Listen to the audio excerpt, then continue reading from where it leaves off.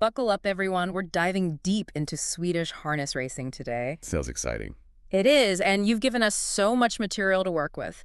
Race results, expert analysis, tips. Tips for betting even, right? Yeah. We're going to try to make everyone listening an expert on this, at least for the next few minutes. Oh, maybe even help them win some money, too. Exactly. You know, what I find fascinating is that we've got two racetracks here, Åby and Solvalla. And they're quite different. Just looking at a horse's stats doesn't tell the whole story. Yeah, you can't assume a horse will perform the same at both. So much more to consider. Absolutely. The track characteristics, the conditions, it all plays a role. Speaking of horses, let's introduce some of the stars we'll be seeing. First up, Valencia. Ah, Valencia. Known for her speed, but... But there's always a but in racing, right? Right. She has a tendency to gallop. Makes her a risky bet. So, fast but unpredictable. Classic dilemma. Exactly. High win probability if she keeps it together, but the payout might not be as good. Got it.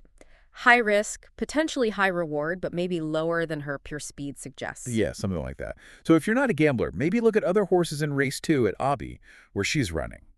Good point. Okay, let's talk about Stumnafir. Now, he's a completely different story. Completely. This horse has been dominating the Kallblod races. For those of us who don't speak Swedish, what's Kallblod? It means cold blood, a specific breed. Think strength and stamina. And Stumnafir. He's almost unbeatable in these races. Sounds like he's the one to watch at Solvalla, right? Definitely. We'll get into that later, but yeah, experts are wondering if anyone can even challenge him at this point. Can't wait. Now we also have Frankie Bahia, another one known for his speed. Yeah, he's interesting. Recently bounced back from a gallop himself, but then showed incredible form. So is he back on track? Can he keep it up? The million-dollar question. There's a potential face-off between him and Calibra VW at Solvalla. If he keeps his cool, it'll be a race to remember. Okay, I'm already getting nervous. Let's jump into the specifics, starting with Åby racetrack. Right. Race 1, and there's already a lot of buzz. The experts are divided on Maradona BR, the favorite. Some love him, some not so much. What's the deal? Well, the data shows he's got a good track record, but some experts are worried about his recent performance in similar conditions. Meaning? He seems to struggle a bit when the track is damp, and the forecast Yeah. suggests it might be a little wet for race 1. So this is where our own detective work comes in. We've got data, we've got opinions, now we have to weigh it all. Exactly. Love it. Okay, race 2 at Åby. We've got Valencia. We know she likes to make things interesting. To put it mildly, the experts aren't completely sold on her, given that whole galloping thing. Rightly so, which means this could be prime time for an upset. Absolutely. The sources actually highlight a few other contenders who have solid track records and who might just capitalize on Valencia's inconsistency. Okay, I'm taking notes. Now, race 3 seems like everyone's on the same page here. They're all backing Kip Ramirez.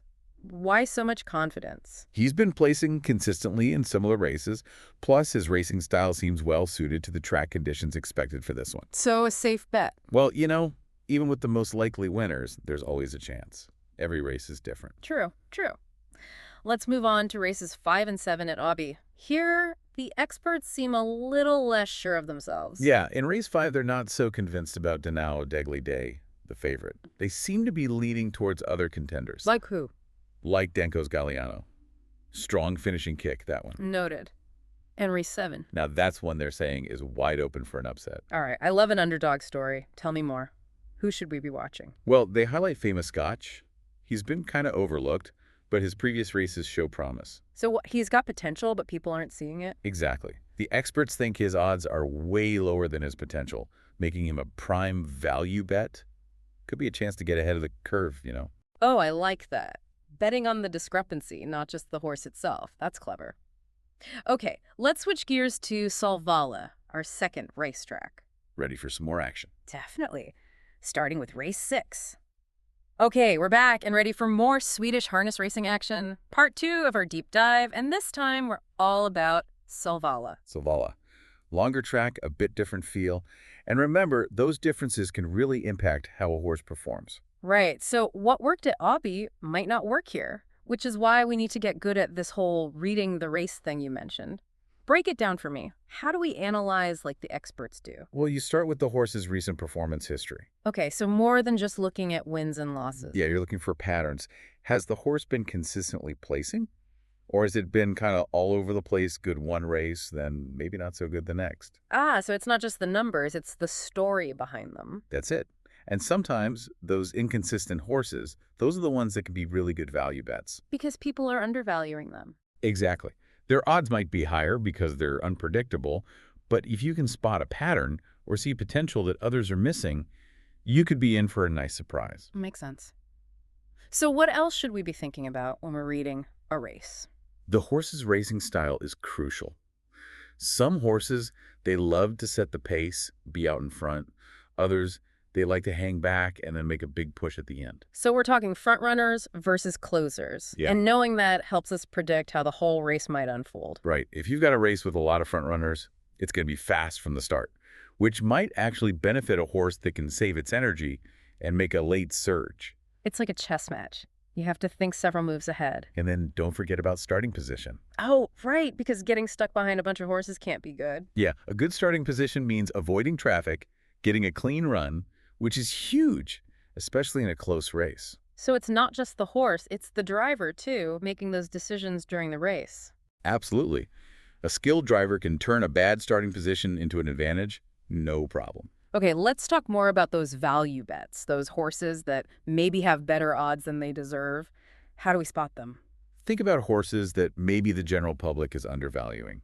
They might have had one bad race where they were unlucky, maybe a bad starting position, or got blocked by another horse. So they have the potential, but people are focusing on one bad result. It happens all the time. Or maybe they're coming back from a break, haven't quite hit their peak form yet. So we're looking for those horses that the market hasn't caught up to yet. I like it. Okay, let's apply all this to Solvalla now. Race 6, we've got Stumna Fear, our champion. The big question is he worth a speak? Speak! Reminder, what's that again? A single bet, all your money on one horse to win. And with Stumna Fear, yeah, the odds are good he's the favorite, but... But. There's always a but. Right. Even champions can have an off day. Right. Right. And the sources are pointing to Grizzle Fox and GL as a potential challenger, especially if he gets the lead early. Ah, so maybe not such a sure thing after all. Okay, race 8. This is the one with Frankie Bahia and Calibra VW. What are we thinking? This is going to be a battle. It's all about speed versus composure. Frankie Bahia's got the speed, but we know about his, His emotional baggage. Exactly. But Calibra VW, she's known for being consistent, strong finish. It's tough. Honestly, too close to call. Both have strengths, both have weaknesses. If Frankie Bahia keeps it together, he could win easily. But if he gets rattled, Calibra VW could take it. This is why I'm loving this. It's not just about raw speed, it's about personality strategy. It's a whole different level of thinking. It is, and that's what makes harness racing so exciting. Athleticism, strategy, psychology, and yeah, a little bit of luck never hurts either. All right, I feel like we've covered so much ground already. Star horses, race analysis, betting strategies. I'm practically an expert. What else have you got for us in part 3? Right, final stretch of our Swedish harness racing deep dive, and I gotta say, I'm impressed. Oh, what's got you impressed? It's just, the whole thing. When we started, I thought it was all about speed. And jockeys, which, Drivers. Right, drivers. Yeah. But I'm serious, I never realized how much goes into it. Breeding, strategy, even the business side.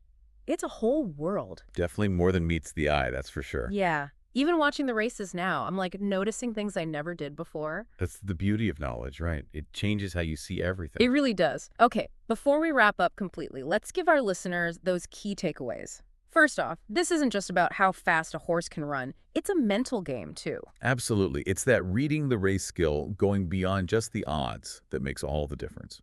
And speaking of odds, remember those value bets. Those hidden gems are out there just waiting to be found. A little research can go a long way, finding those horses that the general public might be missing. Exactly. And, last thing, we've seen that even the experts don't always agree. So trust your gut, do your homework, and most importantly, have fun. Couldn't have said it better myself. Yeah.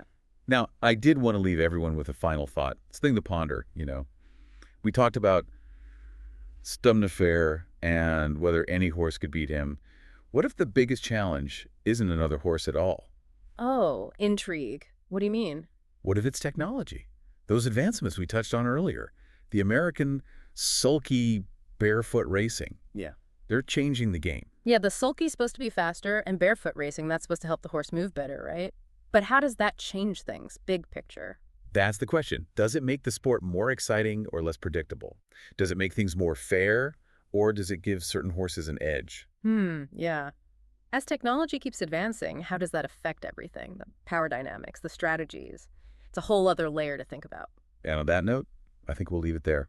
It's been a pleasure diving deep into Swedish harness racing with you.